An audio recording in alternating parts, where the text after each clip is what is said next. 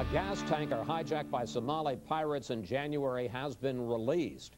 The 13-member crew was unharmed. This week, 2 other chemical tankers were hijacked off the coast of Somalia, and at least 7 ships have been hijacked so far this year in that part of the world.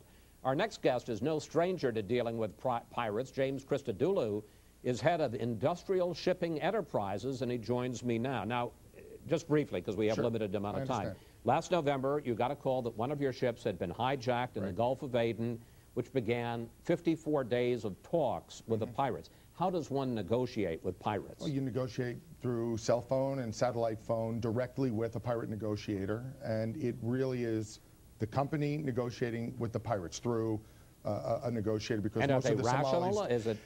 I mean, the negotiators are rational. This is their business. This is what they do. There's no political agenda in what they're doing. They want money. They have our ship. They have my crew, and they will release my crew and ship for money. That's it. And what did they tell you they wanted? Well, initially the ransom demands come in kind of high, and you spend the next 54 days negotiating the price, ensuring that the crew is going to be released safely and that everyone's okay, and kind of wearing each other down to get to a price that kind of makes sense, and a point where they're exhausted and they're ready to let the ship go.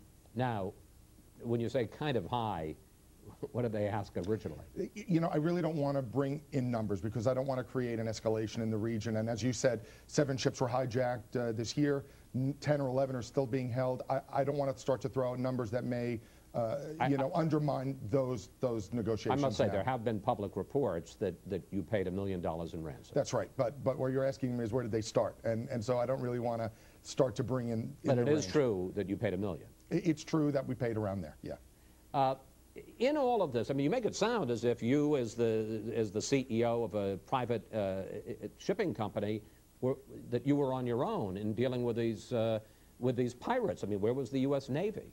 Yeah, as a company, you really are on your own. I mean, the U.S. Navy is not there. The U.S. government is not there. No State Department involvement? No State Department, but you have to remember, I mean, it's not a U.S. ship. They're not U.S. nationals who are the crew. We're a Marshall Islands company flying a Liberian flag with an Indian crew. So I think the pirates take advantage of a lot of the cracks in between ownership, people on board the ship, the flags that you fly, to say who's really vested in solving this crisis. But the reality is everybody is vested in this because it's undermining a very, very vital sea lane. It's threatening the shipping industry.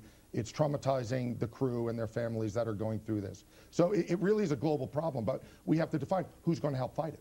James Christodoulou, I just want to say, if I'm taken hostage, I hope you're there on the other end of the line. I'm there for you.